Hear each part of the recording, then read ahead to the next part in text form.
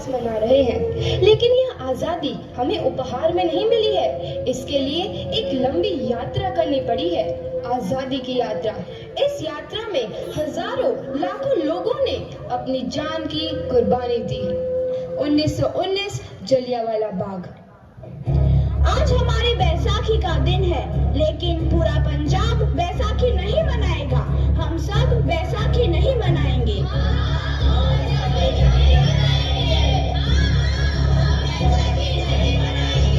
जब तक हम अंग्रेजों को भारत से बाहर नहीं निकाल देते, पूरा पंजाब बैसाखी नहीं मनाएगा।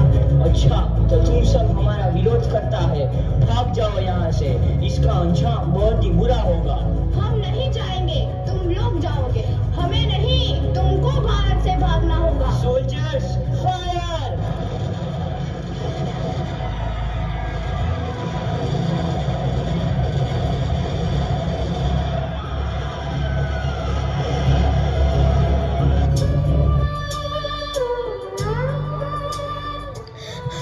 ये जमीन हमारी, ये धरती हमारी, ये खेत हमारे। अभी थोड़ी देर पहले हमारी ये फसलें लहरा रही थी, पर इन अंग्रेजों ने हमारी फसलें बर्बाद कर दी। इन अंग्रेजों ने एक ही झटके में इन सब फसलों को काट दिया। अंग्रेजों, तुम्हारे इस अत्याचार से हम डरेंगे नहीं।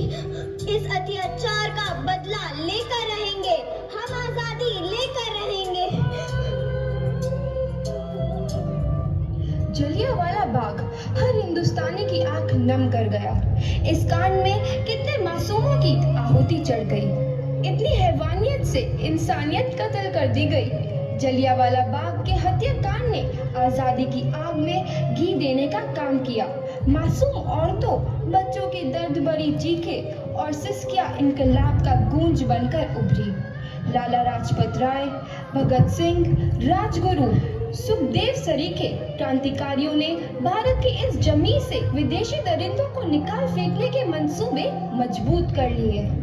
8 अप्रैल 1929 लाला लाजपत राय के नेतृत्व में साइमन कमीशन के खिलाफ एक भारी जुलूस निकाला गया।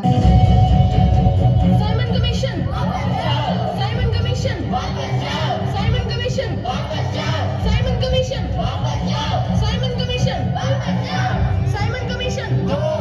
Simon commission, Simon commission, Simon commission. बेवकूफ इंडियंस, तुमको हमारी बात समझ में नहीं आती। Stop this. Simon commission. नहीं मानता। आई से स्टॉप दिस। लाला जी, आप आगे बढ़ो, हम आपके साथ हैं। लाला जी, संघर्ष करो, हम आपके साथ हैं। लाला जी, संघर्ष करो, हम आपके साथ हैं। लाठीचार्ज करो।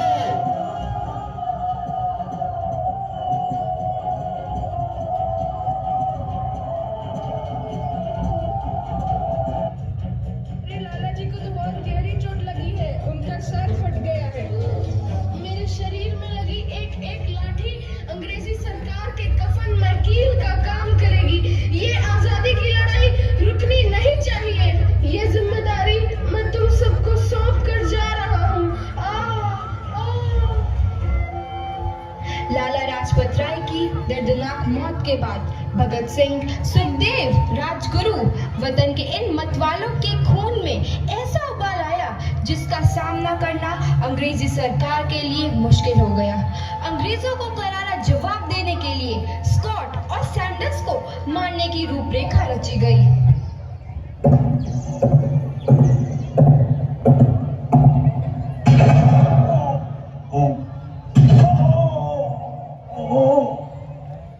सैंडर्स मारा गया। चारों तरफ तहलका मचा था। दीवारों पर लिखा था, लाला जी की मौत का बदला ले लिया गया है। भगत सिंह समेत सभी वहां से फरार हो गए। 8 अप्रैल 1929 दिल्ली में ब्रिटिश सरकार की सेंट्रल लेजिस्लेटिव असेंबली की बैठक में 2 बम धमाके की आवाज सुनाई दी।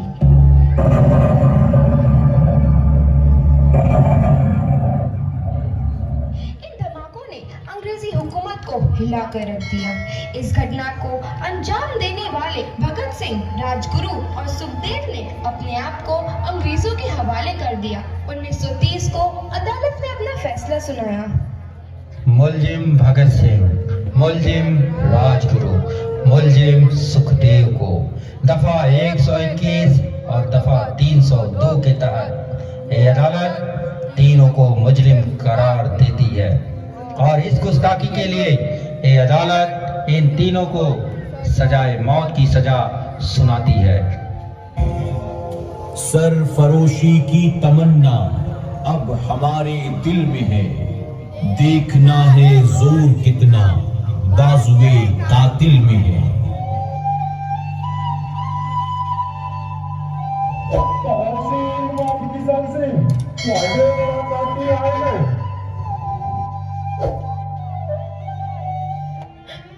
पुत्र की हाल है तेरा।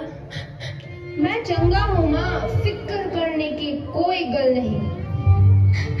पुत्र, मेरा दिल तेरी तरह पत्थर दिल नहीं होगा।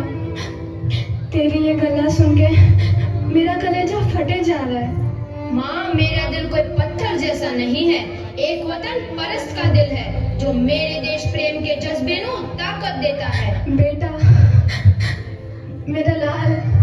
माँ, आज मेरी तपस्या पूरी होने जा रही है। जे तू रोई तो मैंने तकलीफ हुई। सोच, तेरा पुत्र आज शादी करने वास्ते जा रहा है। फर्क केवल इतना है, वो घोड़ी पर नहीं फांसी पर चढ़ने वास्ते जा रहा है। आज तू क्रांतिकारी की माँ है, कल तू एक शहीद की माँ होगी। माँ, पुत्र भगत, तू इतनी छोटी उम्र में हम सबको छोड़ के चला जाएगा। तूने जिंदगी में देखा ही क्या है पुत्र?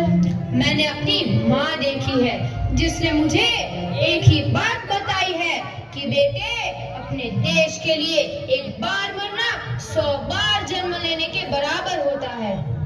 अच्छा माँ, अब आशीर्वाद दे, आखिरी बार विदाई लेने का समय आ गया है। भगत, मेरे लाल।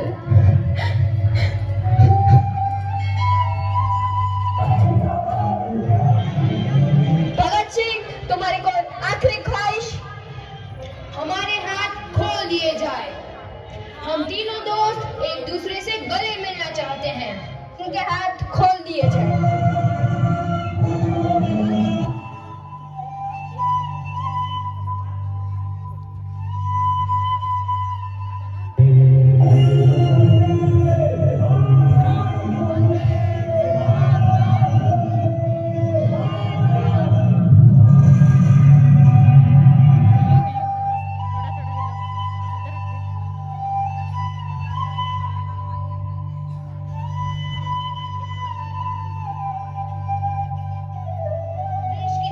नौजवान के मन में आजादी की नई उमंग हिलोरे लेने लगी।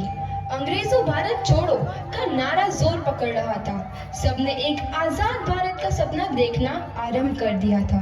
हर कोई अपने अपने ढंग से इस महायज्ञ में अपनी आहुति दे रहा था। सुभाष चंद्र बोस, रानी लक्ष्मीबाई, तात्या टोपे और मंगल पांडे जैसे शहीदों की कुर्बानी रंग लाई। 15 अगस्त 1947 को भारत आजाद हुआ।